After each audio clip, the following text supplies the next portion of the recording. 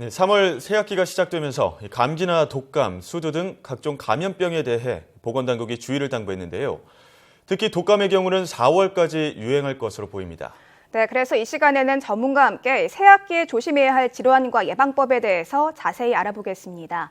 H플러스 양지병원 소아청소년과 문주영 과장 전화 연결됐습니다. 과장님 안녕하십니까? 네, 안녕하십니까. 소아과 네. 문주영입니다. 네, 반갑습니다. 네. 오늘 이 개학한 학교가 굉장히 많은 것 같더라고요. 네. 네, 그런데 이 해마다 3월 초만 되면 어린이집이나 학교마다 감기, 흔히 있는 감기라든가 여러 각종 감염병이 유행하는데요.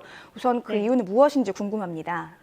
일단은 성인에 비해서 면역력이 약한 아이들이 환절기에 기온차가 커지게 되면서 체온 조절을 실패하게 되거나 단체 생활이 하면서 아이들 간의 접촉이 늘어나게 되고 그로 인해서 감염률이 급증하게 됩니다. 예.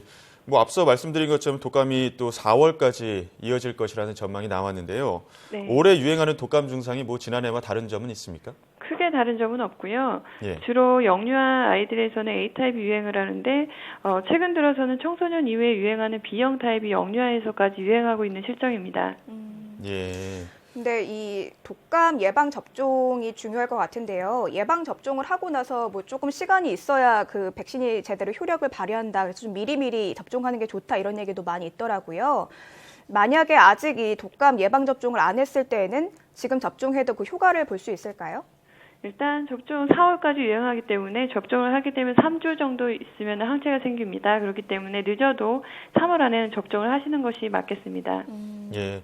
특히나 요즘에 이제 개학하면서 많은 아이들이 이제 단체 활동을 하다 보면 독감 증상이나 그런 감기에 걸리는 사람들도 많을 텐데요. 이럴 때일수록 빨리 이제 접종을 맞는 것이 더 좋을 것 같습니다. 그런가 하면 봄에 6세 이하 영유아에게 많이 발생하는 질환 가운데 하나가 또 수두인데요. 네. 수두에 걸리면 구체적으로 어떤 증상이 나타날까요? 수두에 걸리게 되면 일단 가벼운 열과 함께 발진과 가려움이 몸통에서 사지로 번지는 것을 발견할 수 있습니다. 또한 가벼운 호흡기 증상이 있을 수 있기 때문에 감기로 오인하는 경우가 있습니다. 저도 어렸을 때 수두 걸려서 어머니께서 긁지 말라고 이렇게 하셨던 기억이 나는데 그렇다면 이 수두는 치료를 할 때 어떻게 치료를 하게 되나요? 수두는 바이러스성 질환이기 때문에 사실 경미할 경우는 대증치료를 하시는 게 맞고요. 대증치료라 하면 가려움 완화라든지 발열 조절 그런 것들을 5일에서 일주일 정도 하시게 되면 증상에 호전을 보이게 됩니다. 네, 1세 미만의 영아인 경우는 증상이 심하다면은 입원 치료라든지 항바이러스제 치료까지 고려해 볼 필요가 있습니다. 예, 통원 치료도 있겠지만 증상이 심하면 입원 치료도 받아야 된다는 말씀을 해주셨는데요. 이전에 말씀해 주셨지만 이 호흡기 증상, 발열 때문에 감기로 오인하는 분들도 있다고 하셨는데 그렇다면 감기랑 수두랑 이 차이점이 큰 게 어떤 것들이 있을까요? 가벼운 기침과 콧물, 발열이 있기 때문에 감기로 오인하게 되는 경우인데요. 예. 사실 감기 때는 몸통에서 시작하는 발진이 사지로 번지는 것은 발견할 수 없습니다. 주증상은 발진이기 때문에 유독 가려워하는 발진이 몸통에서 사지로 번진다면 수두를 고려하셔야 합니다. 예, 유독이 몸 전체로 번지는 발진이라던가 가려움증이 있다면 수두로 생각하시고 또 통원 치료나 병원을 방문하시는 게 좋을 것 같은데요. 반면 또 청소년들 사이에서는 또 볼이 붓고 고열이 나는 유행성 이하 선염이죠. 일명 볼거리가 유행한다고 하는데요. 볼거리의 경우 일주일 정도 잠복기가 있다고 하는데 네. 어떻게 예방하는 게 좋을까요? 일단은 4세에서 6세 사이에 2차적으로 볼거리 예방접종이 있는데 그걸 놓치셨다면 예방접종을 하시는 게 필수이고요.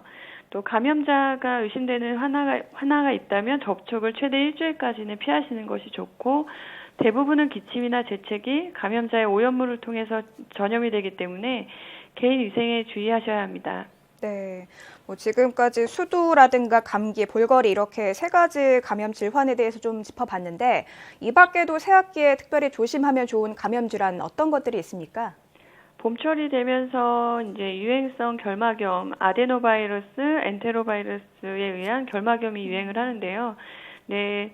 그런 것들뿐만 아니라 바이러스성 장염이 유행하게 됩니다. 대부분 다 손으로 전염하는 거기 때문에 수건이나 손수건, 개인 물건 사용, 손 씻기를 주의해서 하셔야 합니다. 유행성 결막암 같은 경우는 또 전염성이 높기 때문에 개인 위생에 특별히 또 신경을 쓰셔야 될 것 같은데요. 독감부터 볼거리, 3월 초에 유행하는 질환들 효과적으로 예방하는 방법도 한번 전해주시죠. 앞서 말씀드렸다시피 70%에서 80% 정도는 바이러스성 질환이기 때문에 개인의 면역력을 증강시키는 노력이 필요합니다. 그래서 기본적인 거지만 충분한 수분과 음식 섭취, 제철 과일과 야채 섭취해 주셔야 하고 수면이라든지 적당한 야외 활동과 운동을 통해서 면역력을 높이셔야 합니다. 네. 또 한 가지 외출 후 손 닦기, 양치질이라든지 예방접종을 하지 않았다면 예방접종도 필수적으로 맞추셔야 합니다. 네. 뭐 지금까지 아이들의 뭐 신체 건강에 대해서 좀 짚어봤다면 이 마음의 건강도 한 번쯤 점검해 볼 필요가 있을 것 같아요.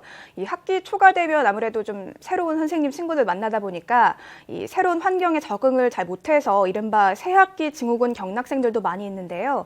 뭐 긴장된 그 마음으로 학교를 다니다 보니까 아무래도 이런 상황들이 많이 있을 텐데 실제로 뭐 상담이라든가 치료를 받는 학생들도 많이 늘어나나요? 이맘때쯤?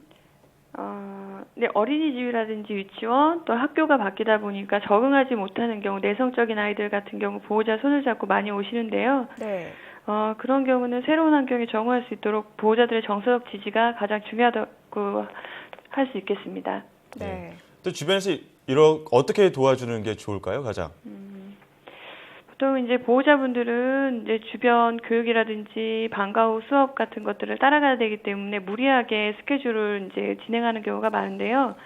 그런 무리한 방과 후 수업을 좀 자제하시고 아이들이 새로운 환경에 적응할 수 있도록 그동안 받는 스트레스를 가정에서 대화 또는 이제 피부 접촉, 부모와의 피부 접촉이라든지 이제 가벼운 마사지, 스트레칭과 이런 것을 같이 하면서 운동을 해서 환아들의 쌓인 스트레스를 풀어주는 것이 가장 중요하다고 하겠습니다. 네.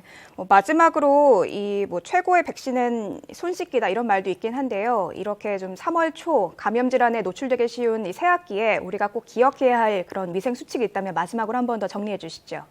네, 위생 수칙 가장 중요한 것은 말씀하셨듯이 손 씻기가 가장 중요하고요. 손 씻기뿐만 아니라 이제 골고루 음식을 섭취하고 충분한 수면을 하는 것이 가장 중요하겠다고 할 수 있습니다. 네, 이제 손 씻기라든가 이런 것들이 제일 중요할 것 같고요. 또 예방 접종을 통해서 미리미리 여러 질환을 좀 예방하는 것도 중요할 것 같다는 생각이 듭니다. 네, 지금까지 H+ 양지병원 소아청소년과 문주영 교수와 함께 이야기 나눠봤습니다. 교수님 오늘 말씀 잘 들었습니다. 네, 감사합니다. 네, 특히나 새학기가 시작되면서 영유아 또 청소년들에게 이 감염병이 많이 발생한다고 하니까요. 부모님들은 또 각별히 면역력을 높이는 음식들, 뭐 제철 과일이나 채소 같은 것들 많이 신경 써주시면 더욱더 좋을 것 같습니다. 네, 또 아까 여러 차례 이렇게 짚어주셨던 것처럼 예방 접종과 위생 관리 무엇보다 제일 중요하다는 것 잊어서는 안 될 것 같습니다.